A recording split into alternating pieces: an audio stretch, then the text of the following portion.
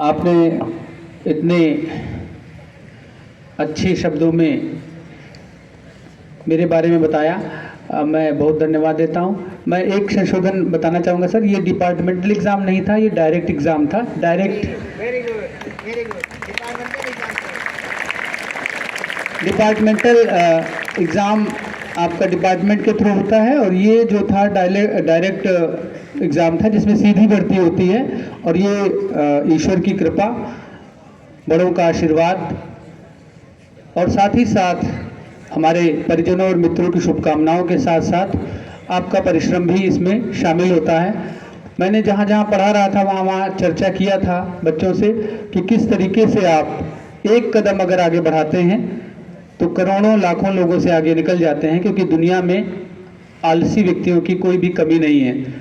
तो आप बिल्कुल, आपके अंदर क्षमता है, आपके अंदर सामर्थ्य है, आपके अंदर ऊर्जा है। आप उस उम्र में हैं जहां आपको केवल और केवल पढ़ाई के अलावा और कुछ दिया ही नहीं गया है जिम्मेदारी।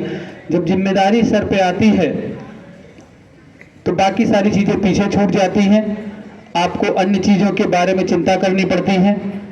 आपको घर में बड़े होने का कर्तव्य निभाना पड़ता है, लेकिन अभी आपको अपने खेलने, हंसने, मस्ती करने के अलावा केवल एक ही चीज़ को ध्यान रखना है। आप खूब खेलें, खूब पढ़ें। केवल आपने एक नर्सरी में पढ़ा होगा, work while you work, play while you play. जब आप खेलें, मौज मस्ती करें तो खूब करें, लेकिन जब आपकी पढ़ाई का टाइम हो तो आप पढ़ें, केवल पढ़ें। उसको मस्ती का, टाइम पास का साधन ना बनाएं।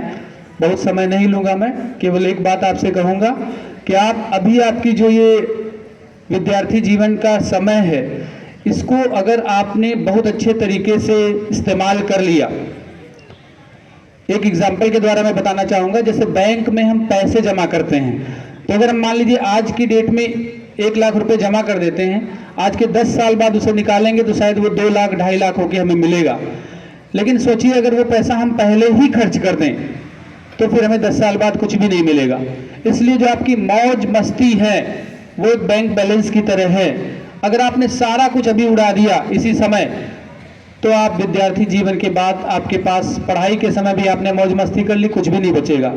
और आपने मौज मस्ती के साथ पढ़ाई भी की, मेहनत भी की, तो आप जैसे ही विद्यार्थी जीवन को पार करेंगे आपके पास अच्छी नौकरी होगी, अच्छा व्यवसाय होगा, और तब आपके पास समय भी होगा, धन भी होगा, और आप बहुत अच्छे तरीके से ज़िंदगी को आप बिता सकते हैं, एंजॉय कर सकते हैं। तो अंत में मैं 2-4 लाइनों के साथ आपको एक संदेश देते हुए विदा लेना चाहूँगा।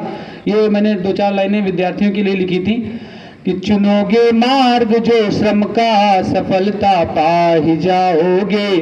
अगर चूके अभी तो फिर कभी मंजिल न पाओगे। तुम्हारी जीत में है जीत, मेरी हार में है हार। मुझे विश्वास है मेरे लिए तुम जीत जाओगे। मुझे विश्वास है मेरे लिए तुम जीत जाओगे। बहुत बहुत धन्यवाद, बहुत बहुत आभार। और बेंगलोर में मैसूर के पास मेरा हुआ है चयन, जाना है वहाँ पे। कभी भी कोई पेरेंट्स, कोई बच्चे या हमारे स्टाफ के कोई भी सदस्य बेंगलोर या मैसूर के पास आएँ तो मुझे ज़रूर कॉल करें, मेरा नंबर वही रहेगा। बहुत बहुत धन्यवाद।